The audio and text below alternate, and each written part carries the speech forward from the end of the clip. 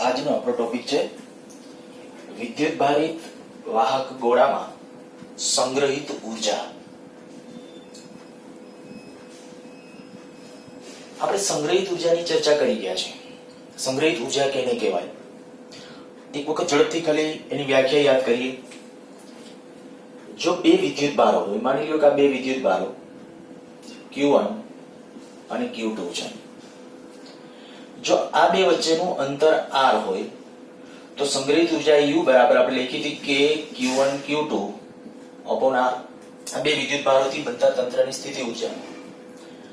અચ્છા, આ જે બે વિદ્યુત ભારો અને જો ત્રીજા વિદ્યુત ભાર હજી આમાં દાખલા તરીકે હોય, માની લો કે આ બે વિદ્યુત ભારો છે અને હજી ત્રીજો વિદ્યુત ભાર અહીંયા મૂકવો છે, તો આ ત્રણેયથી બનતા તંત્રની સ્થિતિ ઉર્જા કેટલી? તો કે ત્રણેયથી બનતા જો સ્થિતિ ઉર્જાની ચર્ચા કરવી હોય તો મેં તમને ત્યારે આવું કીધું હતું કે જે આ Q1 છે, સૌથી પહેલા એવું વિચારો કે અનંત અંતરેથી Q1 ને લઈ આવીને આપણે અહીંયા મૂકો, એના માટેનું કાર્ય તો કે પેલા વિદ્યુત ક્ષેત્ર હાજર જ ન હોય એટલે કાર્ય 0। જો હવે હું તંત્રની વાત કરું છું તો પહેલો વિદ્યુત ભાર સૌથી પહેલા લઈ આવ્યા, કોઈ કાર્ય ન કરવું પડે, પણ હવે માની લો કે Q2 વિદ્યુત ભારને અનંત અંતરેથી લઈ આવીને આ સ્થાને મૂકીએ તો કાર્ય કરવું પડે? તો કે હા, કારણ કે Q1 નું ક્ષેત્ર હાજર હશે। એ કેટલું કાર્ય કરવું પડે? તો કે એ કાર્ય હતું આપણું કે Q1 Q2 upon r જેટલું જે ઉર્જા સંગ્રહિત છે એ જ કાર્ય। અને આ જ રીતે જો ત્રીજો વિદ્યુત ભાર લઈ આવીને આયા મૂકે, માની લો Q3 આ ત્રીજો વિદ્યુત ભાર લઈ આવીને આયા મૂકે તો કેટલું કાર્ય કરવું પડે? તો આપણે કહી શકાય કે ભાઈ આના ક્ષેત્ર વિરુદ્ધય કરવું પડશે અને આના ક્ષેત્ર વિરુદ્ધય કરવું પડશે। તો બીજા બે સ્ટેપ ઉમેરાશે। સેમ આની જેમ જ ડિસ્કશનની અંદર આગળ વધીએ। આપણે અત્યારે જે જઈએ છીએ એમાં એક વાહક ગોળો, માની લ્યો કે આ ત્રિજ્યાનો એક વાહક ગોળો છે। આપણે એક ગોળો ધારેલો છે જેની ત્રિજ્યા છે r, સુવાહક ગોળો કહું છું। આ સુવાહક ગોળા ઉપર આપણે વિદ્યુત ભાર સ્થાપિત કરવો છે। ટોટલ માની લ્યો કે આપણે આના ઉપર Q જેટલો વિદ્યુત ભાર સ્થાપિત કરવો છે, કેપિટલ Q। જો આના ઉપર કેપિટલ Q વિદ્યુત ભાર સ્થાપિત કરવો હોય તો કેટલું કાર્ય કરવું પડે એનું આપણે કેલ્ક્યુલેશન કરવું છે। તો પહેલા પ્રારંભિક સ્થિતિ આવી વિચારી લ્યો કે માની લ્યો કે આ ગોળો છે પ્રારંભમાં તટસ્થ છે, પ્રારંભમાં તટસ્થ છે, કોઈ ચાર્જ નથી એના ઉપર। હવે આપણે શું કરવું છે? વારાફરતી એક dq dq dq આવો વિદ્યુત ભાર અંદર ઉમેરતા જઈએ અને એના માટેનું કાર્ય ગણીએ। અને આવું કરવું હોય તો અગાઉ આપણે ઓલરેડી જે ડિસ્કશન કરી ગયા છે, કોઈ એક વચગાળાનો વિદ્યુત ભાર ધારી લેવાનો। કેવી રીતે વચગાળાનો? તો કે માની લો કોઈ એક ક્ષણે આના ઉપર સ્મોલ q ચાર્જ છે અને વધારાનો એક dq ચાર્જ એના ઉપર મૂકવા માટે જે કાર્ય કરવું પડે એનું કેલ્ક્યુલેશન કરાય અને પછી એનું 0 થી q ના ગાળામાં સંકલન।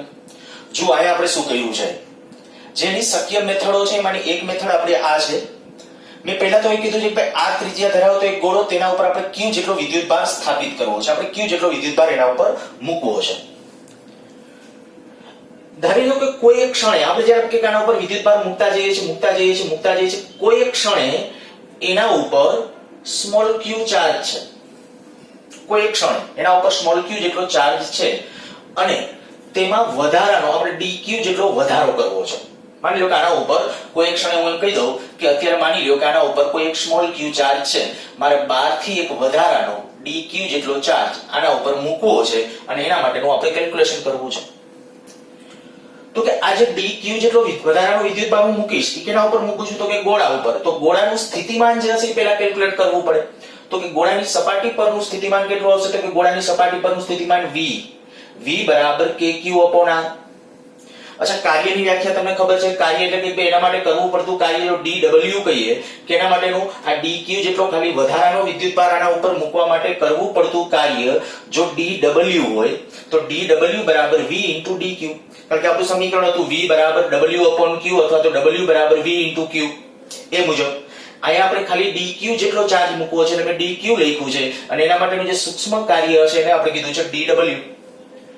હવે v એટલે q, તો કે તમે આ વિદ્યુત ભાર જે dq લઈ આવો છો એ ક્યાં લઈ આવો છો? તો કે v સ્થિતિમાનની અંદર। v સ્થિતિમાન એટલે કેનું? તો કે ગોળાની સપાટી પરનું। તો યાદ કરો ગોળાની સપાટી પરનું સ્થિતિમાન કેટલું હોય? તો એનું સૂત્ર હતું v બરાબર kq upon r। તો અહીંયા આપણે લખ્યું છે kq upon r, અહીંયા આપણું એમનું dq અને બસ આ જે હજી મળ્યું એ શેના માટેનું કાર્ય છે? તો કે ખાલી dq જેટલો વધારાનો વિદ્યુત ભાર એના ઉપર મૂકવા માટેનું કાર્ય છે।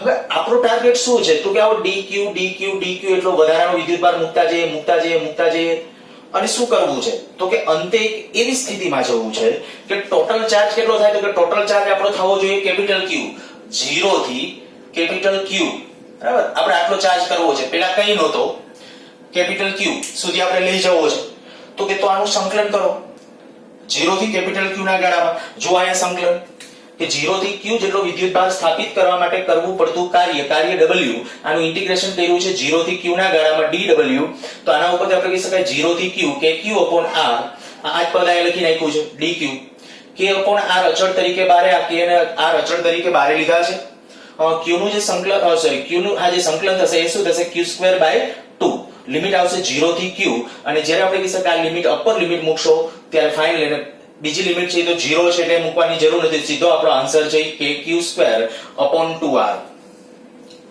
અગાઉ આના ઉપરથી જે MCQ માટેનું જે ડિસ્કશન અગાઉ થઈ ચૂકેલું છે તમને હું સીધું એક આટલું કહું કે ભાઈ આ જે કાર્ય કરવું પડ્યું એ શેના માટેનું તો કે આ ગોળા ઉપર વિદ્યુતભાર મૂકવા માટે કરવું પડતું કાર્ય અને આપણે અત્યાર સુધીની ડિસ્કશનમાં આવું કહી ગયા છીએ કે વાહક ગોળા ઉપર જ્યારે વિદ્યુતભાર મૂકવો પડે ત્યારે જે કાર્ય કરવું પડે એ કાર્ય જશે ક્યાં તો કે એના ઊર્જા સ્વરૂપે સંગ્રહિત થશે તો આને જ કહેવાય એની સંગ્રહિત ઊર્જા એટલે જો મારે સંગ્રહિત ઊર્જાનું સમીકરણ લખવું હોય તો U = kq²/2r સારું તો હવે આપણા મગજમાં આ એક પરિણામ આવી જવું જોઈએ કે જ્યારે વાહક ગોળા ઉપર Q જેટલો વિદ્યુતભાર સ્થાપિત કરેલો છે તો જો એની ત્રિજ્યા r હોય તો સંગ્રહિત ઊર્જા કેટલી આવશે તો કે સંગ્રહિત ઊર્જા kq²/2r જો વિદ્યુતભાર Q નું મૂલ્ય બદલાય એટલે કે વાહક ગોળો હોય એના ઉપરનું વિદ્યુતભારનું મૂલ્ય બદલાય તો પણ ઊર્જા બદલાશે અને ત્રિજ્યા બદલાય તો પણ બદલાશે હું તમને એમ કહી દઉં માની લો બે ગોળા છે આ એક ગોળો આ બીજો ગોળો માની લો આની જે ત્રિજ્યા છે એ r કહું આની ત્રિજ્યા છે ને 2r કહું તમને એમ કહેવા માંગ આના ઉપર વિદ્યુતભાર મૂક્યો છે Q આના ઉપર વિદ્યુતભાર મૂક્યો છે 2Q બેમાં સંગ્રહિત ઊર્જાનો ગુણોત્તર આપો આવો પ્રશ્ન પૂછી શકાય તો સંગ્રહિત ઊર્જાનો ગુણોત્તર સીધો અહીંયા ભાઈ Q કરતા અહીંયા Q બમણું છે તો Q નો સ્ક્વેર એટલે આ સીધું 4 થશે પણ r બમણું થાય છે એટલે અહીંયા r બમણો થશે તો ઓવરઓલ આપણે કહી શકાય કે ભાઈ સંગ્રહિત ઊર્જા આમાં જે હશે ને એના કરતા આમાં સંગ્રહિત ઊર્જા કેવી હશે બમણી આવા કોઈ પણ ક્વેશ્ચન પૂછે એક ગોળો હોય એક વાહક ગોળો જેના ઉપર કંઈક ચાર્જ છે ત્યારે એના માટે સંગ્રહિત ઊર્જાનું આપણા પાસે સમીકરણ શું kq²/2r અચ્છા આને આ થિયરી સે બીજી રીતે એક તમને કહું થોડી ટૂંકી રીતે પણ આ આપણી વ્યાપક રીત છે અને બધામાં પ્રચલિત છે પણ એક ટૂંકી રીત કહું તમને સરેરાશ સ્થિતિમાનની રીતે હવે સરેરાશ સ્થિતિમાનની રીત શું છે જો હું કહું આપણે જ્યારે અહીંયા વિદ્યુતભાર મૂકતો જવો છે વારાફરતી આપણે કહીએ ભાઈ ચાલો એક પહેલો વિદ્યુતભાર મૂક્યો dq બીજો dq ત્રીજો dq ચોથો dq પાંચમો dq એવી રીતે છેલ્લો dq હવે જરાક વિચારો જોઈએ કે જ્યારે હું પહેલો dq સૌથી પહેલો જ્યારે આ ગોળો તટસ્થ હતો ગોળા ઉપર કોઈ ચાર્જ નહોતો ત્યારે હું સૌથી પહેલા જ્યારે પહેલો dq ચાર્જ જ્યારે લઈ આવીશ ત્યારે કયા સ્થિતિમાનમાં લઈ આવું છું એમ કહેવાય તો કે 0 કારણ કે ગોળા ઉપર કોઈ ચાર્જ જ નહોતો તો નોંધી રાખો શરૂઆતનું સ્થિતિમાન કેટલું 0 શરૂઆતનું સ્થિતિમાન એને કહી દો v1 0 અચ્છા બીજો હું dq લઈ આવું તો હવે કઈ સ્થિતિમાન હશે q પહેલો જે dq આવી ગયો છે ને એને કારણે ત્રીજો હું dq ચાર્જ લઈ આવીશ તો હવે અગાઉ જેટલો ચાર્જ આવી ગયો સ્થિતિમાન ક્રમશઃ હું એમ કહી શકું કે આ જે dq ચાર્જ આપણે ગોળા ઉપર ઉમેરતા જઈએ છીએ ને એ ક્રમશઃ વધતા સ્થિતિમાનની અંદર એડ કરીએ છીએ માની લ્યો કે છેલ્લો ચાર્જ જ્યારે આવી જાય છે અથવા છેલ્લો ચાર્જ આપણે dq લઈ આવીએ છીએ ત્યારે લગભગ ગોળો ફાઇનલ ફિનિશ થઈ જાય છે એટલે કે કેપિટલ Q ચાર્જ થઈ જાય છે તો અંતિમ સ્થિતિમાન હું એમ કહું કે v2 બરાબર કેટલું તો કે kq/r આ ટોટલ કેટલો ચાર્જ આવી ગયો q જેટલો dq ઉમેરતા જઈએ અને ફાઇનલ આપણે કહીએ કે ભાઈ q જેટલો ચાર્જ ટોટલ q જેટલો ચાર્જ થાય તો અંતિમ સ્થિતિમાન આટલું હવે ખરેખર રિયાલિટી શું છે રિયાલિટી આ છે કે પહેલો dq ચાર્જ આવ્યો છે શૂન્ય સ્થિતિમાનમાં આવ્યો છે બીજો dq ચાર્જ આવ્યો છે એના કરતા વધારે થોડુંક 0 કરતા વધારે સ્થિતિમાનની અંદર ત્રીજો dq ચાર્જ આવશે એના કરતા વધારે સ્થિતિમાનની અંદર ક્રમશઃ વધતા જતા સ્થિતિમાનમાં છે અને લગભગ હું એવું બોલી શકું છેલ્લો dq જે આવશે ને એ આ સ્થિતિમાનમાં આવશે લગભગ બોલું છું તો હું એવું કરું કે આનું સરેરાશ લઈ લો. જો આનું સરેરાશ લઈ લો તો v1 + v2/2 તો v એવરેજ કેટલું થશે તો કે v એવરેજ બરાબર આના ભાગ્યા 2 kq/2r. આ સરેરાશ સ્થિતિમાન છે. હવે જો આ સરેરાશ સ્થિતિમાન હોય તો હવે હું ફાઇનલી સીધું આવું કહી દઉં કે ભાઈ હું પહેલો dq આમાં લઈ આવ્યો છું, બીજો dq આમાં લઈ આવ્યો છું અને છેલ્લો dq આમાં લઈ. બધા dq જે ચાર્જ છે ને એ બધા આમાં લઈ આવ્યા છે એવું માની લઈએ તો ફાઇનલી મારે જ્યારે પરિણામ લખવું હોય તો હું તમને આમ કહું કે ભાઈ સંગ્રહિત ઊર્જા u બરાબર સ્થિતિમાન ગુણ્યા dq. આપણે આ સ્થિતિમાન કેટલું તો કે આ સરેરાશ બરાબર સરેરાશ સ્થિતિમાન ડાયરેક્ટ લખી નાખું. ચાલો સરેરાશ સ્થિતિમાન તો kq/2r ગુણ્યા વિદ્યુતભાર કયો તો કે પહેલો dq એટલે આ એક વખત dq લખો પ્લસ વળી બીજો dq તો કે એ આ સ્થિતિમાનમાં. તો ફાઇનલી બધાનું જ્યારે કોમન કાઢી સાથે તો આખો ટોટલ કેટલો આવ્યો કેપિટલ q અને ફાઇનલી તમારું પરિણામ મળી જાય કે q²/2r. જુઓ આને આ પરિણામ એક જ છે પણ આ કહેવાય સરેરાશ સ્થિતિમાનની રીતે. સહેલી છે, ટૂંકી છે રીત, કોઈ પણ રીત રાખો. આ મેં એટલા માટે કે આપણો કોન્સેપ્ટ વધુ ક્લિયર થાય. બરાબર આપણા મગજમાં મેં કીધું સરેરાશ સ્થિતિમાનની રીત પણ હોય એ સારું અને આ જે સંકલન વાળી રીત છે એ વ્યાપક રીત છે અને દરેક વખતે મેં કીધું વધારે પડતી બુકોમાં તમને આ જ પ્રકારે જોવા મળશે. તો આ વાત થઈ આપણી ગોળામાં જ્યારે કોઈ r ત્રિજ્યા વાળો વાહક ગોળો હોય ત્યારે એની અંદર સંગ્રહિત ઊર્જા. નેક્સ્ટ આપણો ટેક્સ્ટ બુકનો ટોપિક નંબર 2.15.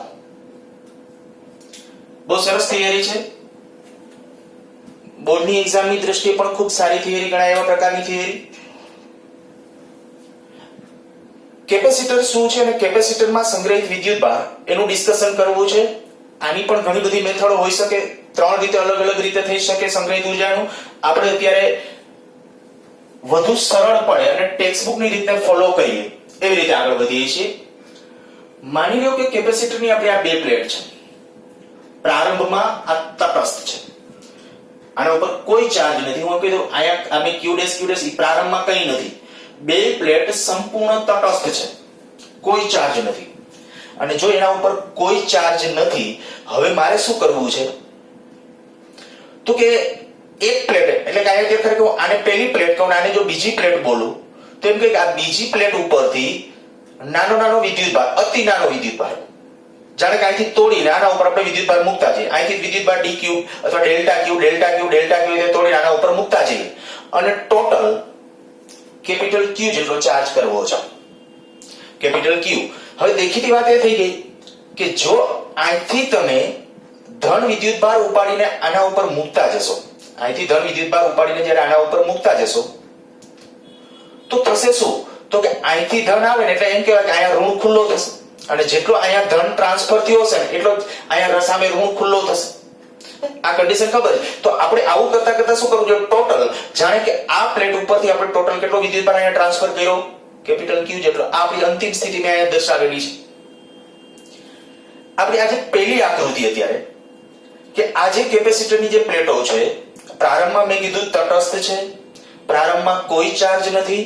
હવે આપણે આવું કરવું છે કે ભાઈ આના ઉપરથી વારાફરતી વિદ્યુતભાર અતિ નાનો વિદ્યુતભાર આના ઉપરથી આના ઉપર ટ્રાન્સફર કરતું જવું છે. પણ જો તમારે સંકલનની રીતે આગળ વધવું હોય તો મેં હમણાં કીધું હતું કે ભાઈ વચગાળાનો એક વિદ્યુતભાર ધારી લેવાનો. જેમ કે આમાં આપણે ધાર્યો હતો જો કોઈ એક ક્ષણે માની લો ગોળા ઉપર સ્મોલ q ચાર્જ છે એ વચગાળાનો વિદ્યુતભાર કહેવાય અને એમાં dq વધારો કરવાનો એવું ધારવાનું. તો અહીંયા ધારી લ્યો કે આમાં જ્યારે હું ટ્રાન્સફર કરતો જતો તો ત્યારે વચગાળાનો કોઈ એક ક્ષણે વિદ્યુતભાર કયો છે q'. ટેક્સ્ટ બુકમાં q' આપ્યું છે એટલે મેં q' ધાર્યું છે. તો q' વચગાળાનો કોઈ એક વિદ્યુતભાર q' છે. મીન્સ કે અહીંથી આના ઉપર ટોટલ કેટલો ટ્રાન્સફર થઈ ગયો છે q'. q' જો ટ્રાન્સફર થઈ ગયો હશે તો અહીં કેટલો ખુલ્લો થયો હશે -q'. રિયલમાં પાછું બીજું એ પણ વિચારજો ખરેખર ધન ટ્રાન્સફર થતો હોતો નથી, ટ્રાન્સફર થાય ઇલેક્ટ્રોન. પણ આપણે આપણી સમજૂતી વખતે અથવા બુકોની અંદર દરેક વખતે આ જ તમને જોવા મળશે કારણ કે બધું એવું માનવામાં આવે છે કે બધું ધન વિદ્યુતભારને કારણે થાય છે. માનવામાં આવે છે એના કરતા માનવામાં આવતું હતું રૈવાજિક જે છે તે વાત કરું છું. અચ્છા તો આપણે આમ કહેશું કે અહીંથી માની લો કે આપણે કોઈ એક ક્ષણે આના ઉપર q' આવી ગયો છે, અહીંયા છે -q'. આ કોઈ એક વચગાળાની સ્થિતિમાં છે અને હવે ત્યારે મારે આટલો વધારાનો વિદ્યુતભાર ΔQ' ઈ ધન વિદ્યુતભાર અહીંથી અહીંયા ટ્રાન્સફર કરવો છે. માની લો કે આ ΔQ અહીંથી આમ ટ્રાન્સફર થાય છે તો અહીંયાથી કેટલો તો કેટલો વધારાનો ખુલ્લો થશે q' - ΔQ'. કારણ કે અહીંથી આ વિદ્યુતભાર અહીંયા આવવાનો છે, અહીંયા આવી જશે એટલે અહીંયા પ્લસ કરી નાખવાનો ડેલ્ટા ક્યુ ડેશ, બરાબર, અહીંયા પહોંચી જશે પછી. પણ અહીંથી માની લ્યો કે ત્યાં નીકળી ગયો અને રસ્તામાં છે આવું માની લઈએ તો અહીંયા ચાર્જ કેટલો લખશો માઇનસ ક્યુ ડેશ માઇનસ ડેલ્ટા ક્યુ ડેશ, અને અહીંથી આપણે કીધું ભાઈ પ્લસ વિદ્યુતભાર જ્યારે આના ઉપર ટ્રાન્સફર થશે ત્યારે ક્યુ ડેશ પ્લસ ડેલ્ટા ક્યુ ડેશ આવું થશે. આ કોઈ એક વચગાળાની સ્થિતિ છે. અચ્છા, હવે બીજું, જ્યારે આપણે કહીએ કે હું ડેલ્ટા ક્યુ ડેશ વિદ્યુતભાર જે ટ્રાન્સફર કરું છું એ કેના ઉપર અથવા ક્યાંથી ક્યાં લઈ જાઉં છું, તો કે આ સ્થિતિમાનથી આ સ્થિતિમાન ધરાવતી પ્લેટ ઉપર. અચ્છા, આમાં સ્થિતિમાન કેનું વધારે, તો કે આનું સ્થિતિમાન વધારે ધન છે, એટલું જ આનું ઋણ છે, તો ત્યારે વિદ્યુત ક્ષેત્ર આમ હશે.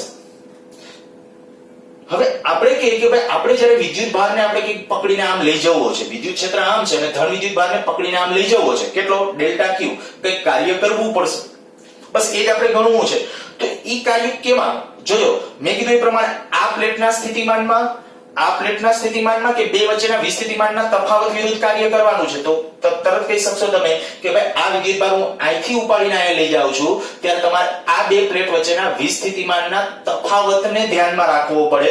તો કે ત્યારે આ બે પ્લેટ વચ્ચે જો વિસ્થિતિમાનનો તફાવત હું v કહું, આ બે પ્લેટ વચ્ચેનો વિસ્થિતિમાનનો તફાવત જો v કહું તો ત્યારે v બરાબર શું થશે, તો કે v બરાબર q upon c. કેપેસિટર માટે આપણને ખબર છે v બરાબર q by c.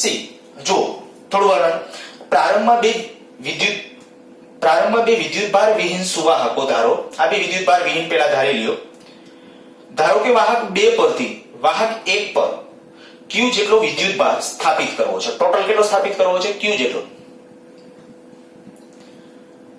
ધારો કે કોઈ વચગાળાની સ્થિતિમાં, વચગાળાની હમણાં મેં વાત કરી કે વચગાળાની સ્થિતિ લેવી જ પડે. કેપેસિટરની પ્લેટો પર q ડેશ જેટલો ધન અને બીજી પ્લેટ ઉપર કેટલો માઇનસ q ડેશ જેટલો વિદ્યુતભાર છે.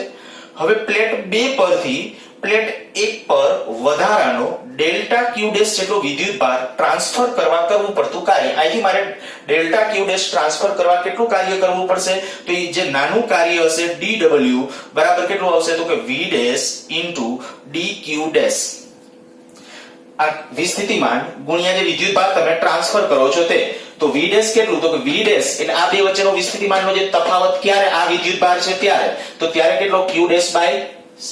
કેપેસિટન્સ માટે આપણે ખબર છે વિસ્થિતિમાન કેટલો હશે q બાય c પ્રમાણે, q ડેશ બાય c અને આ dq. આમ કુલ q જેટલો વિદ્યુતભાર સ્થાપિત કરવા માટે ટોટલ આપણે કઈક આવી આમ q ટ્રાન્સફર કરતું જવું છે અને ટોટલ કેટલો કરવો છે, q જેટલો વિદ્યુતભાર ટ્રાન્સફર કરવો છે. તો આનું સંકલન કરી નાખો, 0 થી કેપિટલ q ના ગાળા ઉપર સંકલન કરી નાખો.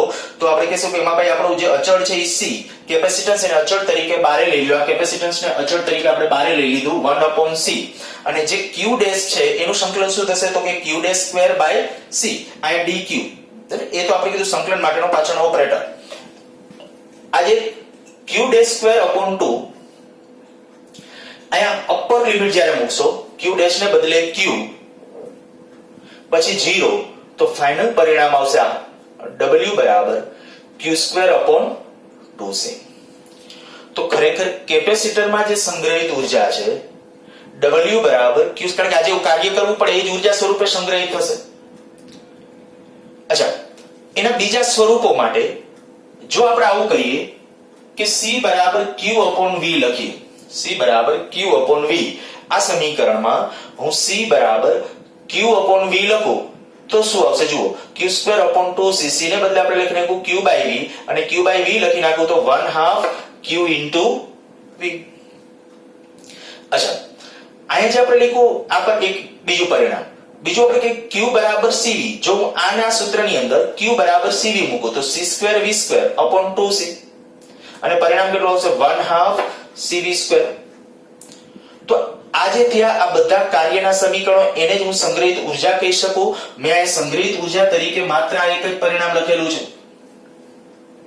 તો આ કેપેસિટરમાં સંગ્રહિત ઉર્જા, અને અહીંયા સુધીની થિયરી મેં કીધું એ પ્રમાણે થિયરી ખૂબ સરસ છે. એક્ઝામની દ્રષ્ટિએ પણ આ થિયરી સારી છે. કેપેસિટરમાં સંગ્રહિત ઉર્જાનું સૂત્ર તારવો તો અહીંયા સુધી તમારે સંગ્રહિત ઉર્જાના સૂત્ર છે એની તારવણી આપવી પડે. એક વખત સ્ક્રીન પોઝ કરીને લખી નાખો. ઓકે, આગળ વધીએ. અહીં બીજું કહું વધારામાં અહીંયા પૂછી નાખું છું હું થોડું.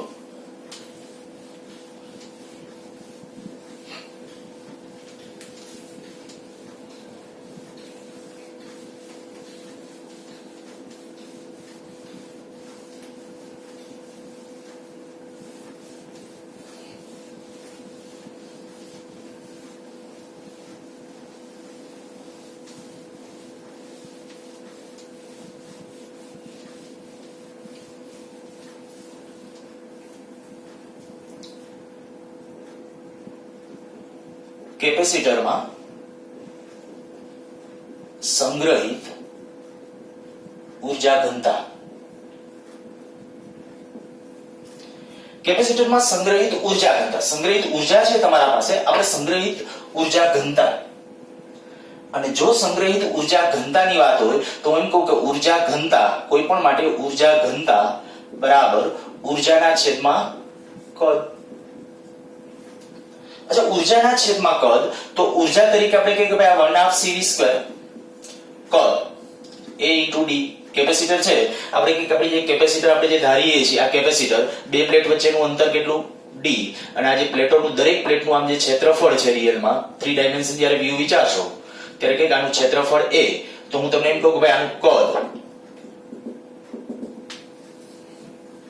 આ જે કેપેસિટરની બે પ્લેટો એકબીજાને પેરેલલ જ્યારે બંને પ્લેટો મૂકેલી છે, બે વચ્ચેનું અંતર કેટલું ધારીએ છીએ આપણે, d જેટલું અતિ સૂક્ષ્મ, બરાબર. આ અંતર ખૂબ નાનું એમ સારું, કારણ કે કેપેસિટન્સનું સૂત્ર શું છે, ε0 a/d.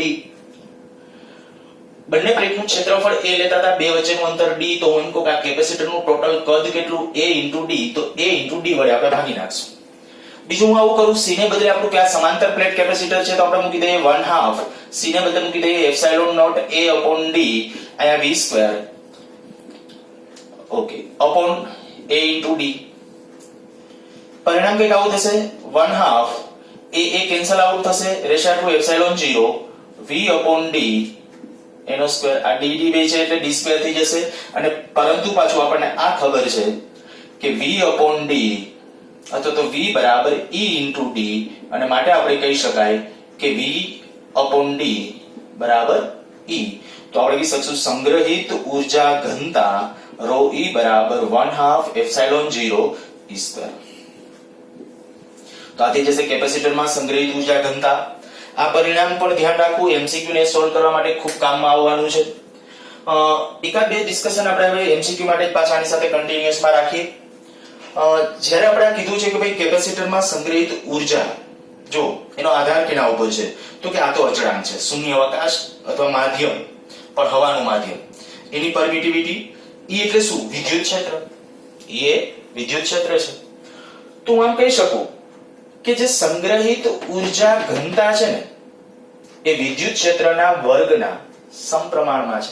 અચ્છા, ઇનડાયરેક્ટલી હું અહીંયા આમે મૂકી શકું, પાછું અહીં કહી દઉં ભાઈ કેપેસિટરમાં સંગ્રહિત ઉર્જા એને UE કહું છું, ઓલું જે સમીકરણ છે ને UE બોલું છું, તો UE છેદમાં કેપેસિટરનું કદ, તો 1/2 ε0 e². હવે આપેલ કેપેસિટરની વાત છે ત્યારે હું એમ કહું કે a and d ના બધું અચળ, જો એ અચળ છે તો હું એમ કહી શકું ભાઈ સંગ્રહિત ઉર્જા પણ કેના ઉપર આધારિત છે, વિદ્યુત ક્ષેત્રના વર્ગના સમપ્રમાણમાં. અચ્છા, તમને આવા ક્વેશ્ચન કદાચ કહેવામાં આવે કે ભાઈ કેપેસિટરમાં સંગ્રહિત ઉર્જા વિરુદ્ધ વિદ્યુત ક્ષેત્રનો આલેખ કેવો મળે, દેખીતું છે વર્ગના સમપ્રમાણમાં છે, આલેખ કેવો આવશે, પરવલય, બરાબર, વધતો પરવલય ઘટતો પરવલય. તો એ પણ તમને ખ્યાલ છે કે ભાઈ અહીંયા આપણે કહી શકાય ઘાત જો 1 કરતા મોટી હોય તો વધતો પરવલય, મીન્સ કે આપણા પાસે જે આલેખ u વિરુદ્ધ e નો આલેખ જ્યારે તમે ડ્રો કરો તો એ આલેખ તમને કંઈક આ રીતે આમ મળશે. આ મેં અત્યારે 0 સંદર્ભથી શરૂ કરેલું છે. ઓકે, આ વાત થઈ આપણી ઉર્જા ઘનતા. એવી જ રીતે કેપેસિટર માટે હવે ખૂબ અગત્યના અથવા કામના જે સમીકરણો છે ને એ આપણા 3 સમીકરણો. તો એને સંદર્ભમાં ધ્યાનમાં રાખીને ડિસ્કશન કરીએ, કેટલાક એમસીક્યુ ને લઈએ. ઓકે, આ ન લખ્યું હોય તો સ્ક્રીન પોઝ કરીને લખી નાખજો પાછું.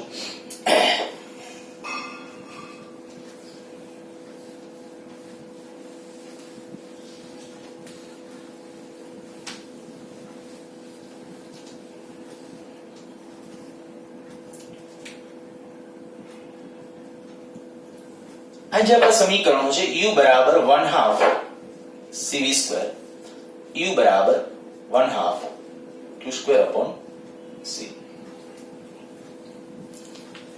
મુખ્ય આ બે, આ ત્રીજું સમીકરણ છે u બરાબર 1/2 q, એ પણ ચાલે, પણ જે વધારે પડતા આપણે ઉપયોગ કરવાનો છે એમાં આ બે સમીકરણો. અને હું તમને એવું કહું છું કે આપણા પાસે આ જે 3 સમીકરણો છે ને એમાંથી જો સમાંતર જોડાણ હોય, કેપેસિટરોનું સમાંતર જોડાણ હોય તો આનો ઉપયોગ કરવો, શ્રેણી જોડાણ હોય તો આનો ઉપયોગ કરવો, આ ગમે ત્યારે ચાલે, શ્રેણી, સમાંતર, મિશ્ર કોઈ પણ પ્રકારનું જોડાણ હશે તો આ સમીકરણ ચાલે. આમ તો બધા સમીકરણો ગમે ત્યારે ચાલે, શ્રેણી સમાં, કારણ કે એક જ માના દીકરા છે બધા, એક જ ઉપરથી બીજાનું ટ્રાન્સફોર્મેશન છે. પણ અહીંયા હું અત્યારે તમે જે ડિસ્કશનમાં લઈ જાઉં છું એવા માટે ડિસ્કશનમાં લઈ જાઉં છું કે ભાઈ જો સમાંતર જોડાણ હશે તો તમને આ સૂત્ર શેલું પડશે અને શ્રેણી જોડાણમાં આ સૂત્ર શેલું પડશે. યાદ કરો શું કામ? તો કે લાસ્ટ લેક્ચર વખતે આપણે જે ડિસ્કશન કરતા હતા કે જ્યારે શ્રેણી જોડાણ હોય ને ત્યારે કેપેસિટરના શ્રેણી જોડાણમાં વિદ્યુતભાર Q સમાન હોય અને સમાંતર જોડાણમાં સમાન શું હોય? વિસ્થિતિમાનનો તફાવત V. ચાલો ક્વેશ્ચન થી લઈએ, માની લ્યો કે એક કેપેસિટર છે, આ બીજું કેપેસિટર છે, આનું કેપેસિટન્સ C છે, આનું કેપેસિટન્સ 2C છે, અને આપણે એક બેટરી સાથે જોડીએ છીએ, 20 વોલ્ટની બેટરી સાથે જોડેલ છે. આપણે શું કરવું છે તો કે બંનેમાં સંગ્રહિત ઉર્જાનો ગુણોત્તર લેવો છે.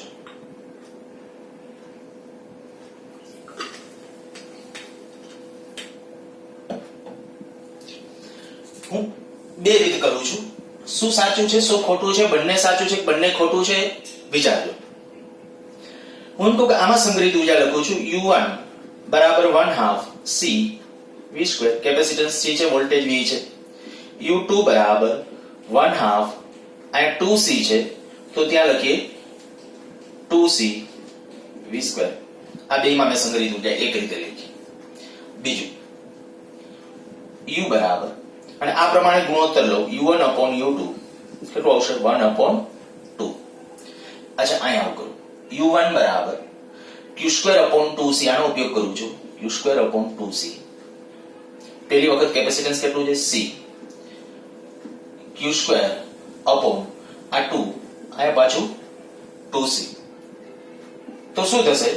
U1/U2 બરાબર ત્યાં આવી જશે 2.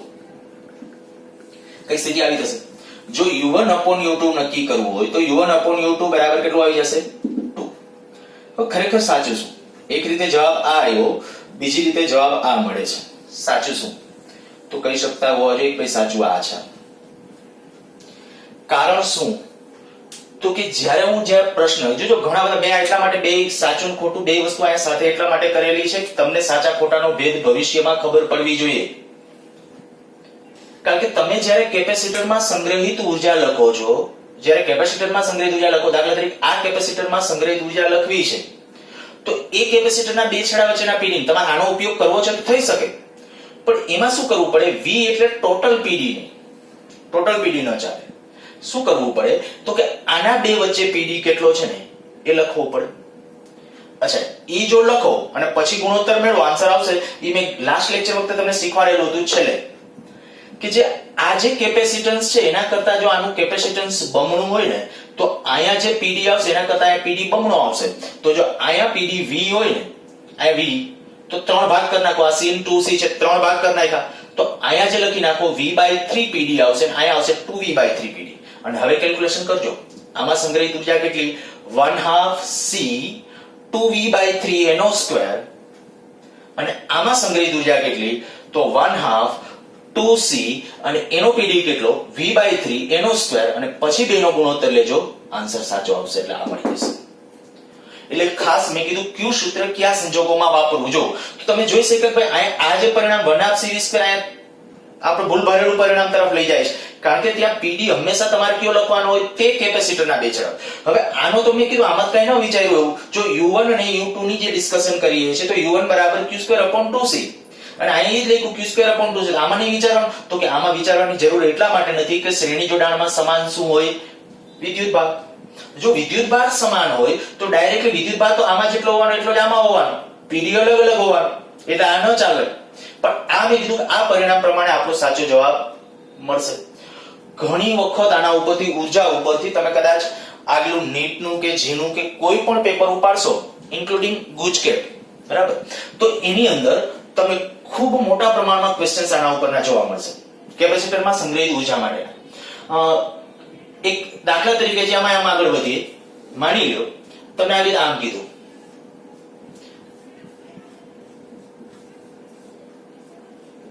આવો ક્વેશ્ચન એક બનાવી દઉં છું.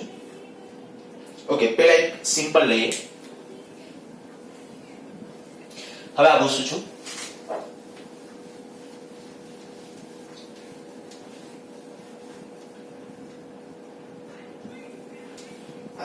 માની લો કે અહીંયા આ જે આપણી બેટરી, અહીંયા જે કેપેસિટન્સ કહું છું C1 બરાબર 3 μF, અહીંયા કેપેસિટન્સ C2 બરાબર કહી દઈએ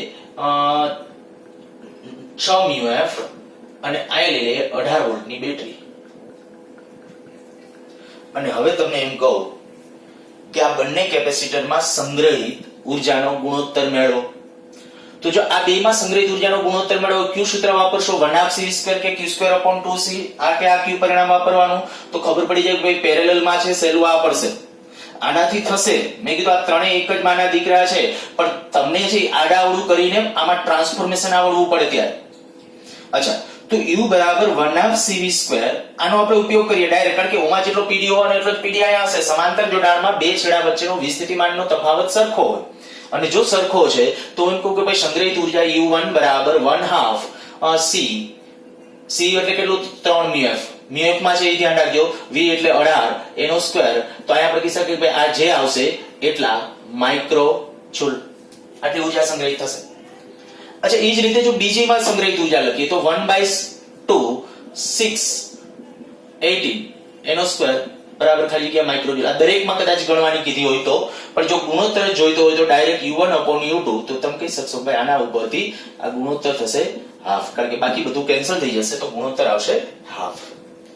નેક્સ્ટ ક્વેશ્ચન એક લઈએ. માની લો કે આવી રીતે આમ છે,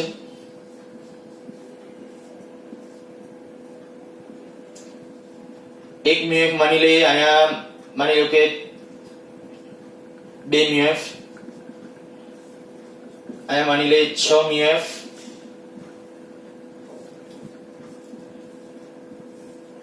દસ વોલ્ટની બેટરી છે. અને જો તમને એમ કહેવામાં આવે કે ભાઈ આમાં સંગ્રહિત ઉર્જા, દરેકે દરેક કેપેસિટરમાં સંગ્રહિત ઉર્જા મેળવો, પછી ગુણોત્તર ને બધું મેળવતા આવડશે, પણ મેં કીધું પહેલા સમજો કે ભાઈ સંગ્રહિત ઉર્જા મેળવવી છે, કેપેસિટર, આટલી ટર્મિનોલોજી કોઈ પણ પરિપથ આવે ને ત્યારે પરિપથ માટે સીધું આટલું વિચારવાનું કે એક તમને શું પૂછી શકે, એનું કેપેસિટન્સ પૂછી શકે, આખા સમતુલ્ય પરિપથનું કેપેસિટન્સ કેટલું છે, શ્રેણી સમાંતર એને ધ્યાનમાં રાખીને. પરંતુ એક સમતુલ્ય કેપેસિટન્સ, હું હજી સમતુલ્ય કેપેસિટન્સ માટે એક આખો લેક્ચર એક લઈશ. તો અહીંયા જે આપણે કહીએ કે ભાઈ આ એક કેપેસિટન્સ માટે, અને બીજું ઉર્જા માટે અને સંગ્રહિત વિદ્યુત ભાર માટે. હવે અત્યારે આપણે ડિસ્કશનમાં છે સંગ્રહિત ઉર્જા, એટલે સાથે સાથે ત્યાં વિદ્યુત ભાર ને આવી જ જાય ઇનડાયરેક્ટલી. જો અહીંયા આપણે આ 10 વોલ્ટની બેટરી છે, તો સૌથી પહેલા એ વિચારો કે આની અંદર મારે સંગ્રહિત ઉર્જા ગણવી તો કયું સૂત્ર સહેલું પડશે, 1/2cv², 1/2 q, તો કે અહીંયા થોડું સળવાઈ જશો. એટલા માટે કે આ જે કેપેસિટર છે આ બે સમાંતરમાં છે અને એની સાથે આ શ્રેણીમાં છે. હવે જો આવી સ્થિતિ હોય ને તો ગમે એ સૂત્ર વાપરવાની છૂટ, પણ થોડું એ સતત મગજમાં રાખવાનું કે આપણા માટે હું જ્યારે આમાં સંગ્રહિત ઉર્જા લખું ને ત્યારે જો હું PD વાળું સૂત્ર વાપરું 1/2cv² વાળું, તો મારે આના બે છેડા વચ્ચેનો જ PD કમ્પલસરી લખવાનો છે. ઉર્જા 1/2cv² સૂત્ર વાપરું તો આના બે છેડા વચ્ચેનો PD, આયા PD તો સરખો હોવાનો, જે કાંઈ હશે, અને એ નથી વાપરવું અને q²/2c વાપરવું છે. શું રસ્તો છે? જો સંગ્રહિત ઉર્જા માટે એ તમારે કરવું છે તો સંગ્રહિત વિદ્યુત ભાર પહેલા નક્કી કરી નાખો. સંગ્રહિત વિદ્યુત ભાર નક્કી કરવો હોય ટોટલ બેટરી છે, ટોટલ આપણે કે કેપેસિટન્સ નક્કી કરી નાખો એટલે q મળી જશે. સંગ્રહિત વિદ્યુત ભાર q મળી જશે, પણ એ આખા પરિપથનો મળશે. ધ્યાન રાખજો, હવે આખા પરિપથનો જ્યારે તમને મળે ને એટલે જેટલા શ્રેણીમાં હોય, જો હું આ મેં તમને કીધું બે ત્રણ રીત કહું છું, એમાંની એક રીત આપણે આ q પ્રમાણે ગણો તો લેન્ધી પડશે, પણ સમજો છતાં બધું નોખું કરતા આવડે. જ્યારે હું આમ કહું છું, પેલી રીત કહી દીધી તમને કે ભાઈ તમે આના બે છેડા વચ્ચેનો PD મેળવી નાખો. ઈ કેમ મેળવાય આગલા લેક્ચરમાં તમને શીખવાડ્યું હતું, એકવાર ઝડપથી કહી દઉં. આ બે કેવા જોડાણમાં છે? સમાંતરમાં. તો 2 ને 1 3, સમતુલ્ય જ્યારે મેળવો હોય સમાંતરમાં સરવાળો થાય તો 2 ને 1 3, આ 3 અને આ 6 એ બે શ્રેણીમાં છે. અચ્છા, અહીંયા હવે હું 3 સમજુ, અહીંયા 6 છે, તો આના કરતા આનું કેપેસિટન્સ બમણું. તો અહીંયા જે પીડી આવશે ને એના કરતા અહીંયા પીડી બમણો આવશે. તો હવે તમારા પાસે આ 10 વોલ્ટ છે, 3 ભાગ કરી નાખો. જો 3 ભાગ કરી નાખો ને તો પેલા અહીંયા જે પીડી થશે 10/3 વોલ્ટ. આના બે છેડા વચ્ચે, અને આના બે છેડા વચ્ચે વોલ્ટેજ કેટલો થશે? 20/3 વોલ્ટ. હવે તમારે જ્યારે સંગ્રહિત ઉર્જા ગણવી છે તો સંગ્રહિત ઉર્જા માટે હવે તમે જાતે ગણજો. અહીંયા જે આપણે કહીએ કે આમાં સંગ્રહિત ઉર્જા એટલે હવે કયું 1/2 c² વાપરો. 1/2 c, c એટલે 6 μF, v એટલે 10/3 એનો વર્ગ, બરાબર? એનું સાદુરૂપ આપશો એટલે તમને એમાં સંગ્રહિત ઉર્જા મળી જશે. એવી રીતે આમાં સંગ્રહિત ઉર્જા એટલે આનું કેપેસિટન્સ અને એનો પીડી એટલે આ. એવી રીતે આમાં સંગ્રહિત ઉર્જા જોઈતી હોય તો એનું કેપેસિટન્સ અને એમાં સંગ્રહિત એનું કેપેસિટન્સ અને એના બે છેડા વચ્ચેનો પીડી. એ પ્રમાણે ત્રણની ઉર્જા મેળવી રાખજો. માની લો કે આની ઉર્જા U1 છે, આની U2 છે અને આની U3 છે. હવે એક બીજી રીત કહું છું. માની લ્યો કે આપણે q²/2c નો ઉપયોગ કરવો છે. q²/2c તો શું કરવું પડે? તો કે પહેલા એક આવું કરો કે આખું કેપેસિટન્સ ગણી નાખો, સમતુલ્ય કેપેસિટન્સ અને પરિપથ. જો તમને કોઈ ઘટક શ્રેણીમાં દેખાય ને q નો ઉપયોગ કરવો હોય ને તો આ વસ્તુ થોડી પ્રમાણમાં સહેલી રહેશે, બરાબર? જ્યારે આપણે કહીએ કે ભાઈ q ગણી નાખો તો મારે q ગણવો છે આમાં સંગ્રહિત, તો કે બેટરીમાંથી જે ખર્ચાશે તો ઈ ગણવો હોય તો આજે આપણે આવું કરો કે ભાઈ c = q/v. આ પરિણામ પ્રમાણે v pd કેટલા વોલ્ટ? 10 વોલ્ટ. c સમતુલ્ય કેપેસિટન્સ. અચ્છા, સમતુલ્ય કેપેસિટન્સ નક્કી કરો. ચાલો, 1 μF, 2 μF આ સમાંતરમાં એટલે ઈ બેનું થઈને કેટલું થયું? 3 μF. બરાબર? એ 3 μF ઈ 6 μF સાથે શ્રેણીમાં છે. જો એવું હોય તો તરત કહી શકતા હોય 6 × 3/6 + 3 આન્સર આવશે 2. તો સમતુલ્ય કેપેસિટન્સ આવ્યું કેટલું? 2 μF. જો સમતુલ્ય કેપેસિટન્સ 2 μF મળે તો હવે આ સમીકરણ પ્રમાણે q = c × v. એમાં c એટલે આપણું કેપેસિટન્સ કેટલું આવ્યું? 2 μF. વોલ્ટેજ કેટલા છે? તો કે વોલ્ટેજ છે આપણા પાસે 10 વોલ્ટ. વિદ્યુતભાર આવશે 20 માઇક્રોકુલમ. તો આપણે કહી શકશું ભાઈ કેપેસિટરમાં સંગ્રહિત વિદ્યુતભાર આવ્યો ટોટલ એટલે કે પરિપથનો કેટલો આવ્યો? 20 માઇક્રોકુલમ. અને હવે વિના સંકોચે કહી દેવાનું જેટલા ડાયરેક્ટ શ્રેણીમાં હોય, હું શબ્દ બોલું છું ડાયરેક્ટ શ્રેણીમાં, સમાંતરની અંદર શ્રેણીમાં હોય એવા નહીં, આ ડાયરેક્ટ શ્રેણીમાં કહેવાય. જો બેટરી સાથે ડાયરેક્ટ જ આવે છે કનેક્શન, તો આની અંદર છે ને સંગ્રહિત વિદ્યુતભાર આ જ હોય, ડાયરેક્ટલી આટલો જ હશે. કેલ્ક્યુલેશન કરવો હોય તો કરજો, ન કરો તો કાંઈ નહીં. જેટલા શ્રેણીમાં આવશે ને એ બધામાં જેટલો પરિપથનો ટોટલ હશે ને એટલો જ આવશે. તો કે અહીંયા આપણા માટે જે સંગ્રહિત, આમાં સંગ્રહિત એટલે બેટરીમાંથી જે ખર્ચાય છે તે 20 માઇક્રોકુલમ, તો આટલો આમાંથી ખેંચાય છે એટલો ટૂંકમાં આપણે કહી શકીએ આમાં સંગ્રહિત હશે. મેં આગલા લેક્ચર વખતે ગઈકાલના લેક્ચરમાં શીખવાડેલું તમને. જો આવું છે તો હવે અહીંયા આપણે કઈ આના બે છેડા વચ્ચેનો સંગ્રહિત વિદ્યુત કેપેસિટરના બે છેડા વચ્ચેમાં તમને સંગ્રહિત વિદ્યુતભાર મળી ગયો છે. તો આ કેપેસિટરમાં સંગ્રહિત વિદ્યુતભાર મળી ગયો. હવે તમારે આમાં ગણવો હોય તો કે આમાં છે ને પાર્ટ પડશે. આ બે કેવા કનેક્શનમાં છે? સમાંતરમાં. હવે લાસ્ટ લેક્ચરમાં કીધું તો આવું કે આ અને આ આખું જોડાણ એટલે આ બે થઈને જે 4 μF 3 μF જે મળશે, આ એક છે આ બે છે, એટલે તો એ જે છે અને આ જે છે કેવા જોડાણમાં છે? શ્રેણી જોડાણમાં. અને જો શ્રેણી જોડાણમાં છે તો આમાં સંગ્રહિત વિદ્યુતભાર 20 માઇક્રોકુલમ આવે ને તો આ બે થઈને 20 માઇક્રોકુલમ આવે. આ બે થઈને 20 માઇક્રોકુલમ. અચ્છા, તો 20 માઇક્રોકુલમ આવે તો આમાં કેમ ખબર પડે? તો એ મેં તમને લાસ્ટ લેક્ચરમાં કીધું હતું કે આના કરતા આનું કેપેસિટન્સ બમણું છે. જો આના કરતા આનું કેપેસિટન્સ બમણું હોય ને તો આના જેવું છે. કેપેસિટન્સ બમણું એટલે મેં કીધું તું પંગતમાં બેઠા હો તો પંગતની અંદર તો એક સરખા આવે, પણ સમાંતરમાં આવી રીતે આમ છે તો આ આપણું બુફે પાર્ટી જેવી એવી કંઈક વાત કરી હતી કે જો એવી સ્થિતિ છે તો ત્યારે તમે કહી શકો કે ભાઈ આની કેપેસિટી જાજી છે તો આ જાજો વિદ્યુતભાર લેશે. હવે અહીંથી કેટલો આવે છે તો કે આમાં કેટલો આપણે કીધું ભાઈ 20 માઇક્રોકુલમ, તો આ બે થઈને 20 માઇક્રોકુલમ છે. 20 માઇક્રોકુલમના ભાગ પડશે. આના કરતા આમાં બમણો જવો જોઈએ. તો કે દેખીતું થઈ ગયું આનામાં આવશે 20/3, આમાં આવશે 20/3 અને આમાં આવશે કેટલો વિદ્યુતભાર? 40/3. એના કરતા બમણો સંગ્રહિત વિદ્યુતભાર મળી ગયો. હવે તમે આ સૂત્ર વાપરો, u = q²/2c. અને મેં કીધું એ પ્રમાણે જ્યારે નીટ કે જી માટેના જ્યારે પ્રશ્નો હશે ત્યારે થોડુંક કંઈક આવું ટફનેસ લેવલ તો હશે જ. બરાબર. કઈ ધ્યાન રાખવાનું, શ્રેણી સમાંતર શું છે કે એકાદો ટેક્સ્ટ બુક નું આપણું ઉદાહરણ છે લઈએ.